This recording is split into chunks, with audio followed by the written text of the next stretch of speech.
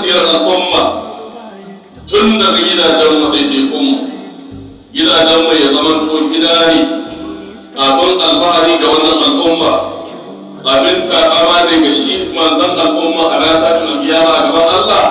sai da wannan mutum mai tarbiyya fage ne mai fadi in ji wannan kwarwa wannan bayyana da buƙatar tsananin kulawa min kulli janibi a kowane janibi kowane sashi wannan batun da buƙatar kulawa ba kulawa ɗan karami ba kyakkyawa kulawa mai kyau daga ina min al'aba tun daga iyaye ka samu iyaye masu kulawa da wannan janibin ƙwarai da gaske su kula sosai wajen ɗauko gonan da za su kawo gida su samu irin da za a samu magidanta sun ɗauko muyagun iri sun ije a gida amma a zafi sufa na da kyau me da ɗin bidan da magana annabi Muhammad sallallahu alaihi wa sallam dan sabon Allah da al'umma ya gaya ma in ka tashi ɗauko wanda za su zama to abokiyar arziki to ka kalli wanda shari'a ta kalla maka kar ka kalli abin da zai baka sha'awa kaɗai ya burge ka ko dai launin fata ko dai dangantaka ko dukiya ko matsayi duka hali yayi in ji manzon al'umma amma wanda za ka ɗauko ita ce wanda ta samu abinda khutbar ta kunso bayani a kansu ita cewa wanda ke da tarbiyya da bakin shi na wahayi ya ce tun kawai mar'atu bi 40 ana auren mace don ta samu zuriya don abubuwa guda hudu ne jama'a ba ana auren ta zama kyakkyawa ce dan adam bai na san abu mai kyau ko da ba ta wani hasabi ha ana auren da saboda ta dangantakarta yan dangi a ce ku kai a garin nan dan dangi ne amma a fari a gare ka wani mali ha ana auren da saboda dukiyarta ko shakka ba akan so dan Allah ya so a ce ya kowa wasu kan dukiya wani dini ha ana auren da saboda addinin ta domin akwai amfani cikin addini duniya da lahira sai annabi sallallahu alaihi wasallam sai fa hafi zati din ka bauta da auren ma'abuciyar addini sai wani dalili da kuma bai ke magana akai sai riba da daka za ta rene ka za ta rene zuriyar za ta samu karfi to kan muhalli kenan yanda ake buƙatar gida ya zama mai kyau sai an samu uwar gidan ta samu tarbiyya daga iyayenta mahaifinta da mahaifiyarta da zamantakewar da kuma cikinsu suna da tarbiyya to idan ta samu wannan to in ta zo za ta samu maka jama'a a cikin gidanka mutane kike masu tarbiyya domin malaman tarbiyya su ce farkon makaranta da ɗa ita ce uwarsa ta shi kai sallah shi abinci da hannun dama wanda da ɓangaren dama dan za ka shiga gida kai sallama in ka gaba baka gaishe shi ka yi haƙuri abin da ka samu Allah ne baka abin da baka samu Allah ne baka ba kullum ke zata shi ke da wannan dan yaka zama to limamu juma'a da wannan dan yaka zama to ciyaman da lokal gama da wannan dan nan yaka zama to mai dukiya da ake hutawa da shi sannan ya fito ya zo makaranta malamai su ƙara dasa mishi abin da mahaifiyarsa ta gaya mishi hidimar sa ce ai kaza malamai ya shigo ake ce ai kaza hidimar sa ya zo kai assembly ya ce na kafa doka duk wanda ya zo makaranta bakwai sauran ai bakwai da rabi ya yi latti sai dai bakwai ba kowa a makaranta yana bayan ya ma mahaifiyarsa sai ta kinsa shi ta shirya shi ya fito da wuri ya zama to ya kauce ma hukumar malami ko hidimar sa a makaranta haka na makarantar islamiyya da za a koyi da shi littafin Allah a koyar da shi ɗabi'u kyawawa a dasa shi son ibada a koyar da shi girmama manya a dasa shi son gaskiya da yin ta a gargaɗe shi game da ƙarya a gargaɗe shi game da sake a kan hali a yau ba sai gobe ba akwai ɗan da bai samu tarbiyyar da musamman da kuke ji da gani yadda kasan ana dasa shi ka jikin shi haka yake ji in aka ce lokacin sallah dalili ba ya san ba akwai da shi tsofar ba don haka bai ne mai fadi da yake da bukatar iyaye ya fasa kula domin Allah zai tambaye su kan wannan arziki da ya ba su da ƴaƴa babu kasuwan da su yi su siya banda haka ba akwai wani da har yanzu ma ta shi tabbata wata balabiyyi ne da biyya ce amma da bai gara ya bashi da akwai kasuwa sai ne kashe miliyan 30 yanzu ya koya da ce da shi ya so su ne ƴaƴan shi babu to sai Allah ya baka arzikin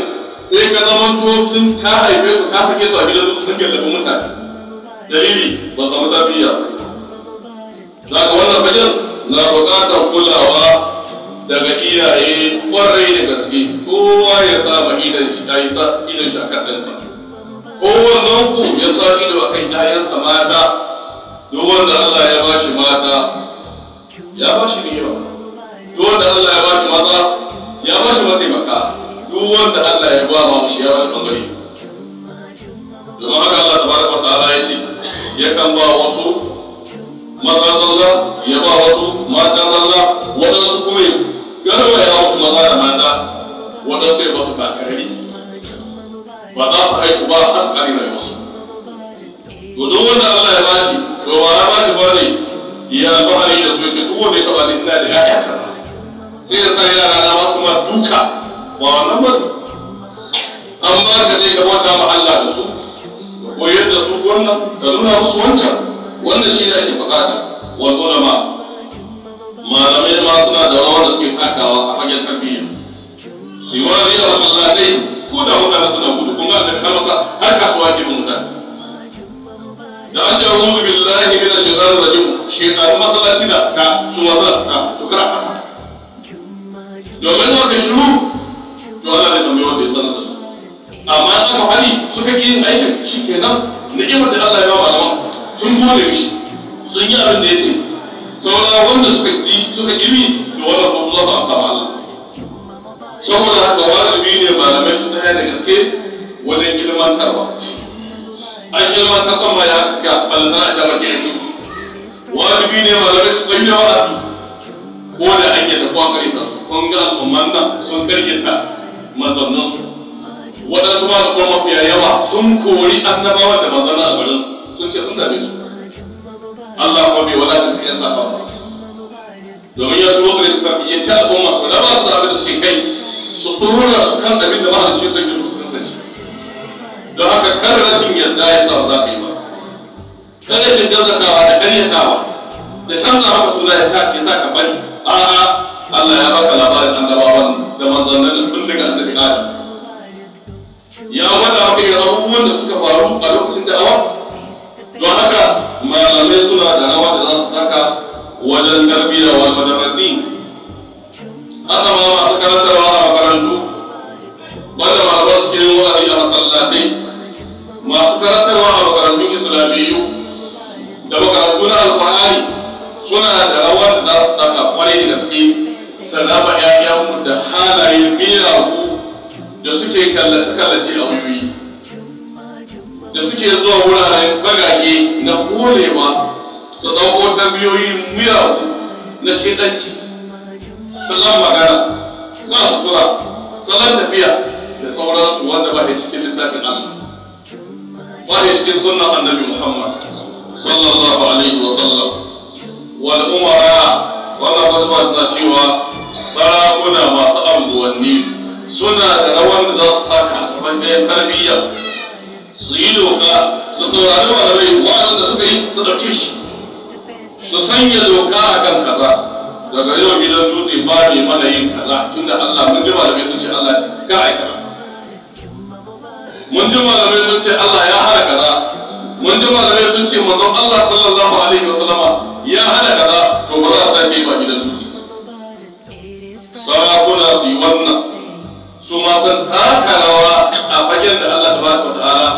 ya ba su amanar al'umma ba sai sarki ba mai anguwa yana da wanda zai saka abuwan shi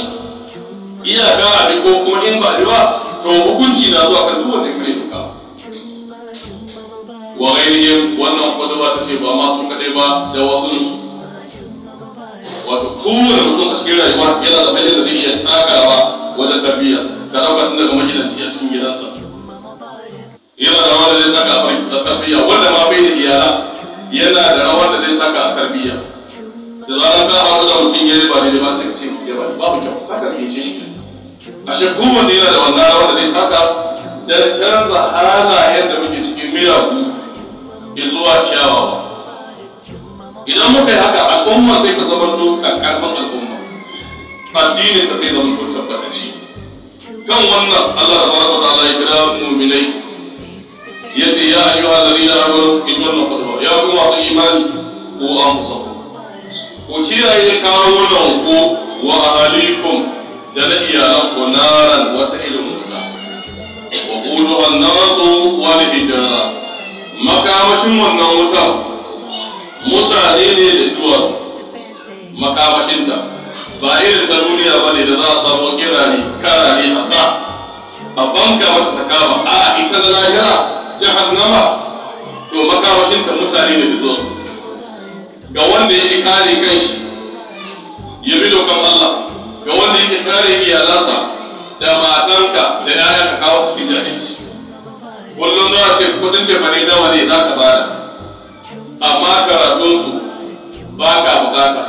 in ma an yi magana akan abin da ya shafi kudin makaranta kai za ka fara fitowa ka ce ba za a yi dan Allah ba ne ba ya kamata a baka takin gona da kake sawa dan Allah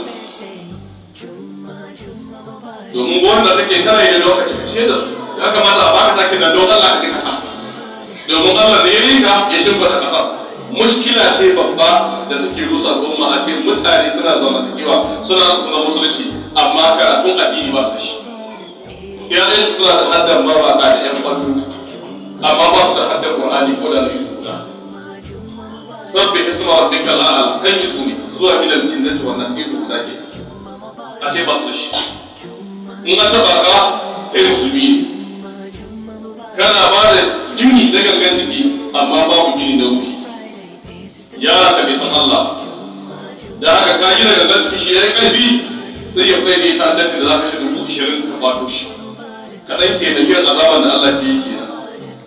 idan ka yi abin da ya ce a ɗanɗan ɗan abu sai ka je ka ninka abin da za ka yi asara ko ba ku sakamakon da Allah ya ku iyaye ku kallo da maya sau biyu ya yi halari da amaru ya kuma su yi imani ba sai ya ku mutane ba ku an ku sako umarni ne Allah ba da ya ce ku kiyaye kanku nan da ke sai ya ɗabi da wawi ya ce wa ahalikum da iyalanku matanka tana cikin iyalanka yaya ta komai ba mai maka iyalanka ne don mata kana ita ba tafi auren ya kare ba na yi ta tafi kenan amma yayanka suna nan ahalinka a yau ba sai gobe a kan yaya bakwai yanzu da za a sa yaya za a gaba ba sai ya kafin Qur'ani ba su da hadisi guda 5 ko 10 na annabi Muhammad sallallahu alaihi wasallam kuma annabi ya ce ba za ka tsaya ba a gaban shi ka tashi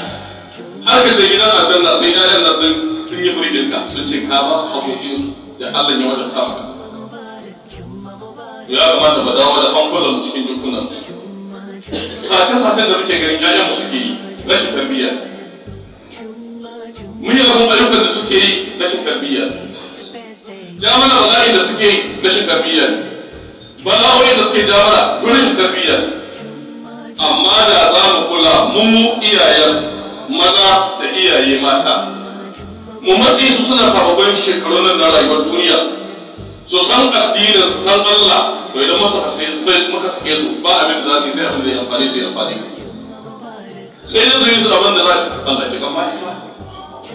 ta kayi riba amma mun yi jima'i sun haifa mana su mun sake su ba abin da ya zane karɓa yanzu tun da ka je ka gyara amfanin gona ka lara shi gida ina yake ba ruwanka kai da mashi tsawa ga sashi a gaba sai bazara gari ya yi ci da ya yi cari za a je gona in ba a gan shi ba lokacin zai hankali ka zai tashi ko ka je kai kadai kana yin aikin bashi lokacin da hankali kai tashi maimakon ana karatu a islamiyya da yamma ka dinka makaranta ka gani ya zo ka zai mai kwamta mai rijista yana zuwa makaranta dole kai wannan ba tun da duk lokacin da ka shuka gonar ka kai sa taki kai jin saka je kai zagaya ka zaga aka kai gaba kai yamma wallahi billahi wancan shine mustahabi amma wannan ƴaƴan ka bi su makaranta a gani sun shigo shine wajibi me zai zama zama to kamar da kwallo Qur'ani ke magana da mu amma muna jiwa Qur'ani baya muna bibita kaskantacce muna kaskantar da mabibici idan muka mutu wa zamu bari a cikin gidajen mu yayan mu ne fa mun gina gidan amma ba mu gina zukatan su ba mun gina musu gidan mu musu aure amma ba mu gina gurbin su da tsoron Allah ba kalla hadisin Abdullah ibn Abbas yace wata rana muna tafi da Annabi Muhammad sallallahu alaihi wasallam sai ya gulam ya kai yaro inni uallimuka kalimati za su ilmantar da ke waɗansu kalmomi malamai suka ce kun ji farkon tarbiyya yaro ne amma da mace to zan sanar da kai zan koyar da kai zan kore ka akan waɗansu kalmomi jumloli wanda za su taimake ka a rayuwarka su haɗa ka da ubangiji ka zama cikakken bawa gare shi su raba ka da kowa su sanya ka kan titi na samun biyan bukata a rayuwar duniya kamar kuma kake aljanna